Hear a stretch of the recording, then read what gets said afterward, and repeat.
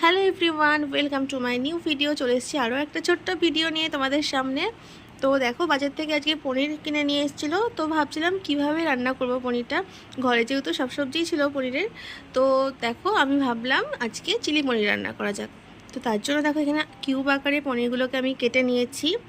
আর এই পনিরটা রান্না করার জন্য এখানে পেঁয়াজ কুচি, মানে এইভাবে কেটে রেখেছি পেঁয়াজগুলো, আর ক্যাপসিকাম, এখানে কুচনো রসুন আর একটু গ্রেট করে রাখা আদা নিয়েছি।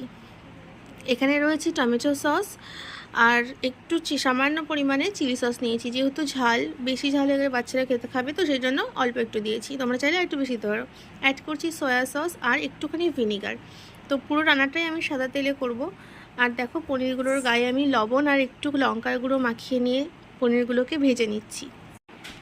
আমি দুইবারে ভাজবো পনিরগুলোকে, কারণ পনিরগুলো এত সফট ছিল, একবারে যদি দিতাম তাহলে ভেঙে ভেঙে যেত। সেই জন্য আমি দুইবারে ভেজে নিচ্ছি পনিরগুলোকে। আর এই যে দেখো, মেয়েরা আজকে রোববার ড্রয়িং ক্লাস থেকে এসে পিসিমণিকে পেয়ে গেছে, ছোট্ট ননদ, ওটা আমার একটা। আর এই যে দেখো, কার্টুন চালিয়ে বসেছে, ওরা তিনজন এখানে কার্টুন দেখছে, আর আমি এদিকে রান্নাটা এই ফাঁকে সেরে নিচ্ছি। তো দেখো, আমি একটু তেল অ্যাড করে, সাদা তেল, এখানে আমি রসুন আর আদা কুচনোটা তেলের ওপর দিয়ে দিলাম। আর কাঁচা লঙ্কা কুচি এখানে দেওয়া যেত, আমি লঙ্কাটাকে স্কিপ করেছি যেহেতু বাচ্চারা খাবে। তারপরে দিয়ে দিলাম পেঁয়াজ আর ক্যাপসিকাম। এই দুটো দিয়ে দেখো, কথায় কথায় ভুলেই গেছি যে টমেটো দিতে হবে এর মধ্যে। আবার টমেটো কেটে এর মধ্যে অ্যাড করলাম।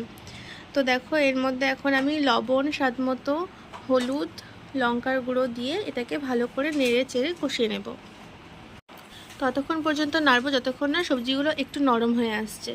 এরপর যখন নরম হয়ে আসলো সবজিগুলো, ওই যে সসের যে পেস্টটা বানিয়েছিলাম সেটা আমি এর মধ্যে অ্যাড করে দিলাম।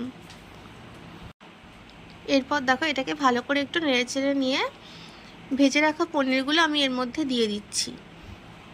আর দিয়ে দিচ্ছি এর মধ্যে আগে থেকে গুলে রাখা কর্নফ্লাওয়ার। ঝোলটাকে, মানে পনিরের গ্রেভিটাকে একটু ঘন করার জন্য এই কর্নফ্লাওয়ারটা আমি এখানে অ্যাড করে দিচ্ছি। এরপর একটু নাড়াচাড়া করে সামান্য 1 কাপ জল দেব। ব্যাস, তাহলেই রেডি চিলি পনির। রেসিপিটা কেমন লাগলো সবাই কমেন্ট করে কিন্তু জানাতে ভুলো না।